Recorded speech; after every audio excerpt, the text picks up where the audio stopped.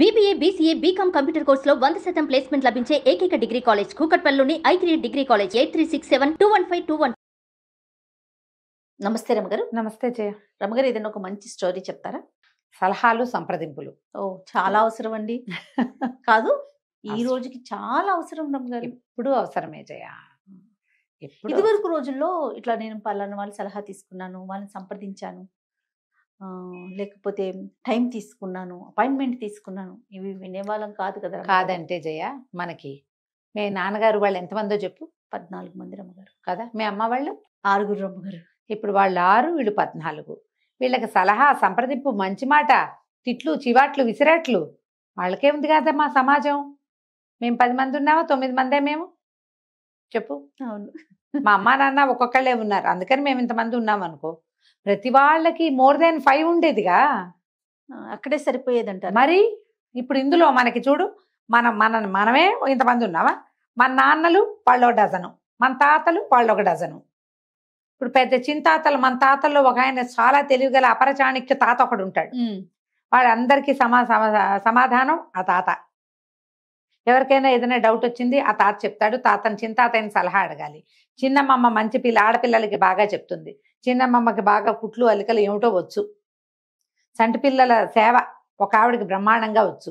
ఆవిడొచ్చి ఈ పిల్లలకి పురుడు పోయటానికి దగ్గరకు వచ్చి ఉండేవాళ్ళు ఎట్లా. మన సమాజాలు ఎంత పెద్ద విజయ. చాలా పెద్ద. మనకి ఇప్పుడు సమాజపు లోట్లో ఉన్నాం మనం. మనకి ప్రపంచం పెద్దది, వ్యక్తిగత సమాజాలు చాలా చిన్నవి. ఫ్యామిలీ సమాజం ఏమనాలి దాన్ని, అంతేగా. అంతే, ఫ్యామిలీ సొసైటీ అతి చిన్నది మనది. అందుకని మనకి సలహాలు సంప్రదింపులు నాలాంటి పెద్దక్కయ్యలు కావాలి. అప్పుడు అక్కర్లా, అవసరం లేదు. పైగా పల్లెటూళ్ళల్లో ఉంటే ఒక 10 ఇళ్ల వాళ్ళు స్నేహంగా ఉండటం. పక్కింటి మావయ్య, వెనకింటి అత్తయ్య, పక్క వీధిలో పిన్నిగారు, ఎదురింటి మామగారు. ఎవరైనా ఆంటీలు ఉన్నారమ్మా ఆ రోజుల్లో? పిన్ని, అత్తయ్య, మావయ్య, పెదనాన్న, బాబాయ్, ఎన్ని రకాలు ఉండేవాళ్ళమ్మా. మన సొంత పింతల్లులు కాకుండా మనకి చుట్టుపక్కల కొలోనియల్ పింతల్లులు ఎంతమంది ఉండేవాళ్ళు, అవునా కాదా. మరి సమాజం ఎలా ఉండేది అప్పుడు? ఇప్పుడేముందమ్మా, దౌర్భాగ్యపు సమాజంలో ఉన్నాం మనం. నిజమే రమగారు. ప్రతి చోట రూపాయి ఖర్చు పెట్టందే మనకు సలహా సంప్రదింపు కూడా రాదు. అదే కదా, మంచి మాట రాదు. ప్రతిదానికి ఖర్చు పెట్టాలి మనం, అవునా కాదా. కాబట్టి ఆ కాలం వేరు, ఇది వేరు. ఇప్పుడు అడుగుతున్నాం మనం సలహాలు, కార్పొరేట్ ఐడియాస్ అవన్నీ కూడా మనం సలహాలు తీసుకుంటున్నాం. పెయిడ్ ఐడియాస్ ఉన్నాయి. సలహా సంప్రదింపుల మీద ఒక కథ. ఒక పల్లెటూరులో ప్రదీపుడు అని ఒక మోతుబరి రైతు ఉండేవాడు. భార్య, కుమారుడు, కుమార్తె, బాగుండేది, సంపన్నుడు. అయితే వేరే ఏదో ఊరు నుంచో లేదా ఒక పట్టణం నుంచో, చిన్న సైజు పట్టణం నుంచో వీళ్ళ పెద్ద సైజు గ్రామానికి కుటుంబంతో సహా తరలొచ్చాడు కుముదుడు. వచ్చి పక్కన ప్రదీపుడు పక్కింట్లో చేరాడు. ఒకరోజు ప్రదీపుడు ఇంటికి వచ్చి, నేను మీ ఊర్లోకి వచ్చేసాను, ఇక్కడ ఉండబోతున్నాను, నువ్వు చాలా తెలివిగలవాడని అందరూ చెప్తున్నారు, మరి ఇక నుంచి నీ సలహా సంప్రదింపు నాకు తప్పకుండా కావాలి. నీ సలహాలతో ఈ ఊర్లో సెటిల్ అయ్యి జీవితాన్ని ముందుకు తీసుకెళ్లాలనుకుంటున్నా, ఇక్కడ స్థిరపడాలనుకుంటున్నాను అన్నాడు. పకాలను నవ్వి ప్రదీపుడు ఏమన్నా, నేను సలహాలు గిలహాలు చెప్పను, ఎవరి పద్ధతి ప్రకారం వాళ్ళు వెళ్ళాలి ముందుకి, నా రకంగా నేను వెళ్తా, నీ రకంగా నువ్వు వెళ్ళు, సలహాలు అవి నేను చెప్పను అన్నాడు. కుముదుడు అన్నాడు, దాందేం పోయింది, నీకు సలహాలు నువ్వు చెప్పకపోతే నేను చెప్తానుగా అన్నాడు. పక్కపక్కన ఉంటున్నావు, ఆ మాత్రం చేదోడు వాదోడుగా ఉండాలిగా, నీకు సలహాలు సంప్రదింపులు నేను చెప్తానన్నాడు. అంటే దానికి ప్రదీపుడు ఏమన్నాడు, నేను ఇతరుల సలహాలు కూడా తీసుకోను, నేను ఏనాడో ముగించుకున్నా, ఎవరికి చెప్పను, ఎవరి దగ్గర సలహా తీసుకోను, నా పద్ధతి ప్రకారం నా జీవితం నేను ముందుకు తీసుకెళ్తా, నాది నేనే ఆలోచించుకుంటా, బలువో సులువో, నా కష్టమో నిష్టమో నేనే పడతాను, అంటే నువ్వు వద్దన్నా నేను మానలే అని అన్నాడు కుముదుడు. కొన్ని రోజులు గడిచి ఓ రోజు కుముదుడు వచ్చి, నువ్వు లక్షాధికారివి అన్నారు, నీ దగ్గర 1,00,000 రూపాయలు ఉన్నాయట, మరి ఎందుకు ఆ డబ్బు పెట్టెలో పెట్టి మూల కొడతావు, శుభ్రంగా వడ్డీ వ్యాపారం చేసుకోవచ్చుగా, వ్యవసాయం మీదే బాగా సంపాదించావు, వడ్డీ వ్యాపారం చేసుకోవచ్చు కదా నువ్వు అనేసరికల్లా ప్రదీపుడు అన్నాడు, వడ్డీ వ్యాపారం ఏం సులువు అనుకున్నావా, ఎవరైనా అవసరాల్లో ఉండే అప్పుకొస్తారు, తీర్చగలిగేదే ఉంటే వాడు అసలు అప్పుకే రాడు, అంతేగా, తీర్చగలిగేది ఉండదు కాబట్టే అప్పుకొస్తాడు. అప్పుకొస్తే మనం వాళ్ళ దగ్గర నుంచి డబ్బులు వెనక్కి తీసుకోవాలంటే చాలా కటువుగా ఉండాలి వాళ్ళతోటి. వాళ్ళకి కష్ట నిష్ఠూరం మనం పట్టించుకోకూడదు. అప్పిచ్చేవాడికి కష్ట నిష్ఠూరాలు పట్టవు, నా డబ్బు నాకు కావాలంతే. వడ్డీ కూడా అలాగే వసూలు చేసుకోవాలి, డబ్బులు అలాగే వసూలు చేసుకోవాలి. నేను ఏదో సాత్వికుడిగా పేరు పొందా. ఇప్పుడు నా దగ్గర డబ్బులు ఉన్నాయని నేను అప్పిచ్చి రేపొద్దున క్రూరుడుగా నేను ఎట్ట మారను? అది మనలాంటి వాళ్ళకి లాయకీ కాదు. నేనైతే చెయ్యను. నా డబ్బులు నా దగ్గరే ఉంటాయి. ఏదో వ్యవసాయంలో మదుపు పెట్టుకుంటాను అంతే తప్ప నేను చేయను అన్నాడు. సరే బాగానే ఉంది. సరేలే అని కుముదుడు వెళ్ళిపోయాడు. కొద్ది రోజులు పోయింది. ఈ ప్రదీపుడికి ఒక కూతురుంది. పిల్ల కొంచెం 18వ ఏడు 16వ ఏడు 18వ ఏడో వచ్చింది. మళ్ళా కుముదుడు ఒకరోజు సాయంకాలం కబుర్లు చెప్పడానికి వచ్చి అన్నాడు, చక్కగా మీ అబ్బాయి పిల్లవాడికేమో చదువైంది. మీ అబ్బాయికి చదువైపోయింది కదా, పిల్లకు కూడా పెళ్ళిడు వచ్చింది. మీ అబ్బాయినేమో పట్నం పంపించు, మంచి ఉద్యోగం వస్తుంది, వాడి సంపాదన వాడు సంపాదించుకుంటాడు. రేపు పెళ్లి పేరెంటం అయితే కోడల్ని అక్కడికే పంపించేసేయచ్చు హాయిగా.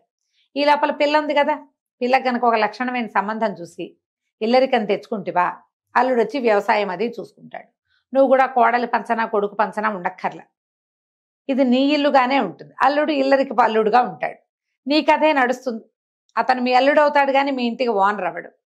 బాగుంటుంది అన్నాడు. అనేసరికి ప్రదీపుడు అన్నాడు, ఇంకా నయం కాదు, మా అబ్బాయి చదువు అయిపోయింది. ఏదో చదువుకోవాలి ప్రతివాడు. అవకాశం ఉన్నన్నాళ్ళు చదివించారు.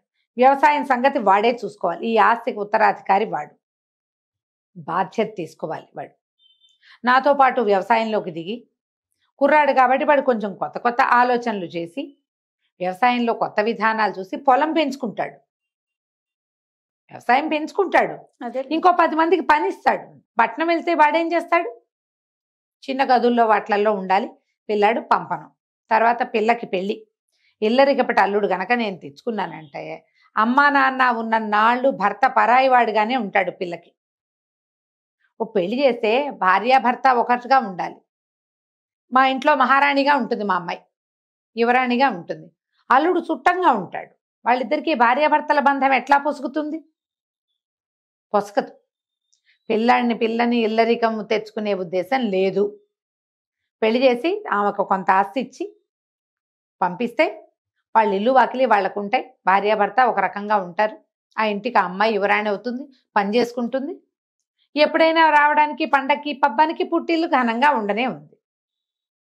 2 ప్లేసులు ఉంటాయిగా పిల్లకి అన్నాడు. ఏమిటో నీ తెలివి అని కుముదుడు వెళ్ళిపోయాడు. ఇది బాగానే ఉంది. కొద్ది రోజులు పోయాక ఏమైంది, ఊళ్ళో బందిపోటు దొంగలు పడుతున్నారని వార్త వచ్చింది. మళ్ళీ కుముదుడు సాయంకాలం పూట ప్రదీపుడికి కనపడ్డాడు. ఏమన్నాడు? దొంగలు పడుతున్నారు రోయ్, నీ దగ్గర బోల్ డబ్బు ఉంది, డబ్బంతా ఎక్కడైనా దాచేసి ఇనపెట్టె ఖాళీగా ఉంచేసి సరిపోతుంది. డబ్బులు దాచేసి ఎక్కడైనా గొయ్యి తీసి పాతిపెట్టి గుర్తుగా పెట్టుకుంటే సరిపోతుంది అన్నాడు. అనేసరికి ప్రదీపుడు అన్నాడు, ఏడ్చినట్టుంది. ఇప్పుడు మన ఇంత కలిగిన ఇల్లు, ప్రతివాడు దొంగ ఊళ్ళోకి వచ్చేటప్పుడు దొంగల దారిగా రాడు వాడు.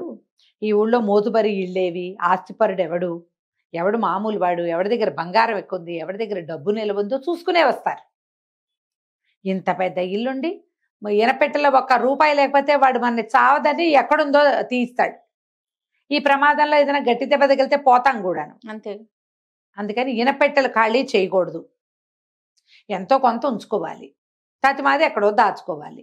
నేను ఎక్కడ దాస్తాను, నేనేం మార్గం అవలంబిస్తాను నేను నీకు చెప్పను, నువ్వు నాకు చెప్పక్కర్లేదు. నీ ఏర్పాటు నువ్వు చేసుకో, నా ఏర్పాటు నేను చేసుకుంటాను. ఇనపెట్టెలు ఖాళీ చేయటం అంత తెలివి తక్కువ పని ఇంకొకటి లేదన్నాడు. కుముదుడు చేతులు తిప్పాడు. సరే అని వెళ్ళిపోయాడు. ఇంతలో ఏమైంది, ఆ ఊరి జమీందారు గారు రంగారాయుడు గారికి తల్లి ఉంది, ఒక 75 ఏళ్ళ ఆవిడ కిందెట్టు మీదెట్టుగా ఉందని చెప్పారు. అయిపోయింది అని ఒకడెవడో బ్రహ్మాండ వైద్యుడు ఒక ఆయన వచ్చి ఆవిడకి ఏదో వైద్యం చేశాడు. ఆవిడ శుభ్రంగా కోలుకుంది. అయిపోయింది అనుకున్న మనిషి మళ్ళీ వాకిట్లో తిరిగి గుళ్ళో కూడా వచ్చే స్థితి వచ్చింది. తల్లి కోలుకుందని ఆయన బోల్డ్ అంత సంతర్పణ చేశాడు. మా అమ్మ ఉండగానే ఆవిడకి ఎంత బాగా చేస్తానో ఆవిడ కోసం ఆవిడ తెలుసుకుంటుందని సంతర్పణ పెట్టాడు. ఊళ్ళో ఉన్న వాళ్ళందరికీ ఉత్తరాలు వచ్చాయి. వస్తే కుముదుడు వచ్చి ఏం చెప్పాడు, ప్రదీపుడికి జమీందారు గారు కేకేశాడు కదా, ఒట్టిగా చిన్న బళ్ళ మీద వెళ్తే ఏం బాగుంటుంది, శుభ్రంగా ఒక గుర్రబండి చేయొచ్చు, ఘనంగా ఉంటుంది, మనం గుర్రబండిలో వెళ్ళొచ్చు కుటుంబంతో పాటు. వెళ్ళాక తర్వాత గుర్రబండిని అటు ఇటు మనం తిప్పడానికి రవాణాగా కింద వాడుకోవచ్చు, వ్యాపారానికి వ్యాపారం కూడా అవుతుంది, ఈ ప్రోగ్రాము కుదురుతుంది. చాలా మంది చేస్తారు కదా, ఎక్కడికైనా వెళ్ళాలంటే అప్పటికప్పుడు ఏర్పాటు చేసుకుంటారు. అనేసరికల్లా ఇతను అన్నాడు ప్రదీపుడు, నా వల్ల కాదు, జమీందారు 100 మందిని పిలిచాడు, అందులో మనం ఒకళ్ళం. ఈ గొప్పకు పోవాల్సిన అవసరం ఏముంది? అవసరం లేదు. పైగా ఈ గుర్రబండి మనకేమైనా అలవాట పడ వ్యాపారస్తులు, నేనేమో వ్యవసాయదారుణ్ణి. ఈ గుర్రాలు, దాని మాలిష్లు, దాని వ్యవహారాలు నాకు అవంతా తెలియదు. దాంతో వ్యాపారం చేయడం నాకు చేత కాదు. నేను ఆ పని పెట్టుకోను. ఆయన పిలిచాడు కాబట్టి వెళ్ళొస్తా, సామాన్యంగా వెళ్తాను అనేసరికల్లా కుముదుడు చిరాగ్గా అన్నాడు, సామాన్యం అంటావు, నువ్వు వెళ్తే మరి ఆడాళ్ళని ఎట్లా తీసుకెళ్తాం? మన దారిన మనం వెళ్ళాలంటే మీ ఇంట్లో ఆడవాళ్ళని తీసుకొస్తామేమో, నేను కూడా మా వాళ్ళని తెద్దామనుకున్నాను, నువ్వు మరి ఇట్లా అయితే ఎట్లా అన్నాడు. అనేసరికి నేను అసలు మా ఆడవాళ్ళనే తీసుకురాను, మా పిల్లని అక్కడ నలుగురిలో చూపించే ఉద్దేశం లేదు నాకు, నేను ఒక్కడనే వెళ్తా సింపుల్గా, ఏదో జమీందార్ గారింట్లో ఇవ్వటానికి ఏదో బహుమతి తీసుకుని వెళ్ళొస్తాను అనగానే కుముదుడు విసుక్కున్నాడు, నువ్వు మీ ఆవిడని పిల్లల్ని తేపోతే నేను కూడా తేలేను, మా వాళ్ళని కూడా తీసుకురాలేను, నువ్వు ఎప్పుడు ఇలాగే అంటావు, మీ ఆవిడ రాకపోతే మా ఆవిడ రాదు, నేను నీతోటే రావాలి, సరే పదన్నాడు. ఇద్దరు ఏదో సింపుల్గా బయలుదేరి అక్కడికి వెళ్ళారు. తీరా అక్కడికి వెళ్తే ఆయన ఎంతమందినో పిలిచాడు.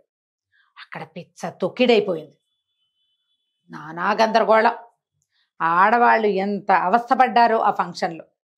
పైగా ఏమైంది, కొంత చిన్న వానబడి చిత్తడిగా అయ్యి అతిథులు రాకపోకకి ఇబ్బంది అయ్యి ఈ వచ్చిన వాళ్ళ అతిథులు ఉన్నారే వాళ్ళ బళ్ళని కూడా వాడేశాడు జమీందారు.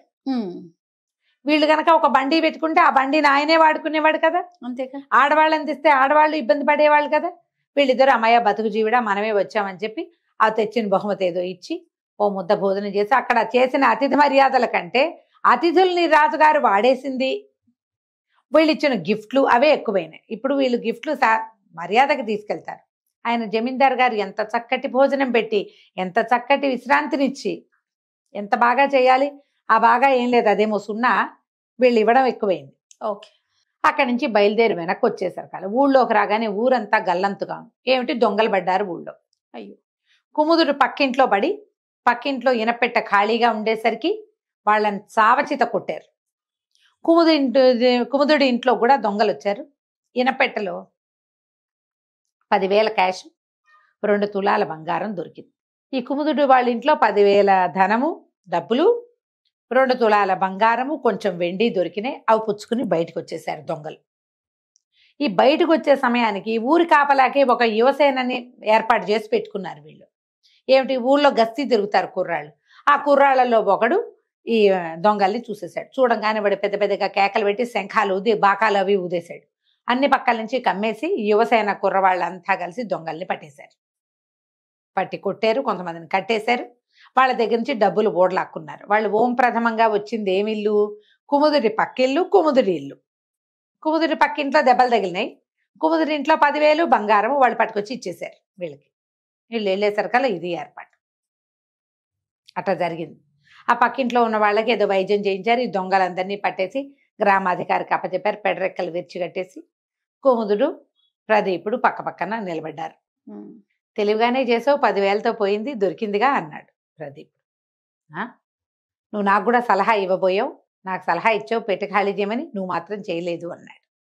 అనేసరికి కుముదుడు నవ్వాడు. నీ సలహా తీసుకున్నాగా అని అనేసరికల్లా ప్రదీపుడు అన్నాడు, నేను ఎక్కడ సలహా ఇచ్చాను నీకు, నేనేనాడు నీ సలహా ఇవ్వలేదు, నీ సలహా తీసుకోలేదు అంటే కుముదుడు నవ్వాడు పక్కపక్క. కానీ నేను మాత్రం నీ సలహా తీసుకున్నా. మొదటి రోజు నుంచి నేను నీ సలహా తీసుకుంటూనే ఉన్నా, నేను ఎప్పుడు నీకు చెప్పలేదు కదా అన్నాడు ప్రదీపుడు. నువ్వు చెప్పలేదు, కానీ నేను నిన్ను అడిగా కదా, మొదటి రోజు ఏమడిగాను నేను, వడ్డీ వ్యాపారం చేయొచ్చు కదా అని అడిగా. నువ్వు వడ్డీ వ్యాపారం వల్ల వచ్చే సమస్య ఏంటో చెప్పావు. నేను వడ్డీ వ్యాపారం చేసే ఆలోచన మానేశా. ఒకటి. రెండోది, నా కొడుక్కి చదువైంది, అతన్ని పట్నం పంపిద్దాం అనుకున్నాను. నువ్వు పట్నం పంపించకూడదు, వ్యవసాయంలో పెడితే కొత్త పిల్లలు చేరితే వ్యవసాయం పెరుగుతుందన్నావు. ఆ పని చేశా, మా అబ్బాయిని వ్యవసాయంలోనే పెట్టా. పిల్లకి ఇల్లరికం తెచ్చుకోవాలనుకున్న అల్లుడిని, వాళ్ళు ఇల్లరికపటి అల్లుడు వస్తే పిల్ల కాపురం బాగుండదని నువ్వు చెప్పావు. అందుకని నేను ఇల్లరికం మానేసి బయట సంబంధమే చూశా. డబ్బులు ఎక్కడ పెట్టాలి అని నేను నిన్ను అడిగాను, ఇనపెట్టి ఖాళీ చేయమని నేను నీకు చెప్పా. కానీ నువ్వు అది కాదు, కొంత డబ్బు ఉంచి మిగిలింది దాచాలన్నావు. నేను కేవలం 10,000 నుంచి 90,000 దాచిపెట్టాను. నాకు చెప్పొద్దన్నావు, నేను నీకు చెప్పలేదు. అన్ని సలహాలు ఆ, తీసుకున్నాడు. అక్కడి నుంచి జమీందారింటికి ఎలా వెళ్ళాలో బండి నువ్వు వద్దన్నావు, భార్య బిడ్డల్ని తీసుకెళ్ళొద్దన్నావు, సింపుల్ గా వెళ్ళాలన్నావు. నువ్వన్నవే నేను పాటించాను. నేను నీ సలహా తీసుకుంటూనే ఉన్నా. ఏం చేయను అని నిన్ను అడగల, ఇది చెయ్యి అని నీకు చెప్పా. చెయ్యొచ్చో కూడదో, చేస్తావో చెయ్యవో నువ్వు చెప్పావు నాకు. ఇది సలహాయేగా. ప్రదీపుడికి నవ్వొచ్చింది. ఊరి నీ కడుపుడక నీకు ఎన్ని తెలివితేటలు అంటే, అవును మరి నువ్వు నేను ఇరుగు పొరుగు ఉన్నాం, అన్నదమ్ముల్లాగా పక్కపక్కన ఉన్నాం. మా ఇంట్లో అక్కడికి నువ్వు, మీ ఇంట్లో అక్కడికి నేను రావాలి. ఒకళ్ళనొకళ్ళు సలహా సంప్రదింపులు చెయ్యాలి. నువ్వేమో సలహా సంప్రదింపు చేయనన్నావు. నాకు కావాలి. అందుకని నేను నా ప్రతి ఐడియా నిన్ను చేయమని చెప్పా. నువ్వు ఆ ఐడియాలో ఉన్న లోసుకు నువ్వు నాకు అర్థమయ్యేలాగే చెప్పాను, నేను అది చేయటం మానేశాను. బాగుంది కదా అన్న. అంతే. ప్రదీపుడికి సంతోషం వచ్చింది, నవ్వు వచ్చింది. అక్కడి నుంచి అన్నాడు, సరే మన ఇద్దరం సాయిదా ఫాయిదాగా వెళ్దాం, ఇక నుంచి ఏదైనా మనం సంప్రదించుకుందామని. ఆనాటి నుంచి ఇద్దరు స్నేహితులు అన్నదమ్ములుగా ఉండి ఒకరి సమస్యకి ఒకరు సమాధానం చెప్పుకుంటూ సంతోషంగా గడిపారు. కథ కంచికి మనం ఇంటికి. చాలా చాలా బాగుందండి. నమస్తే రమ్య గారు. నమస్తే జీ.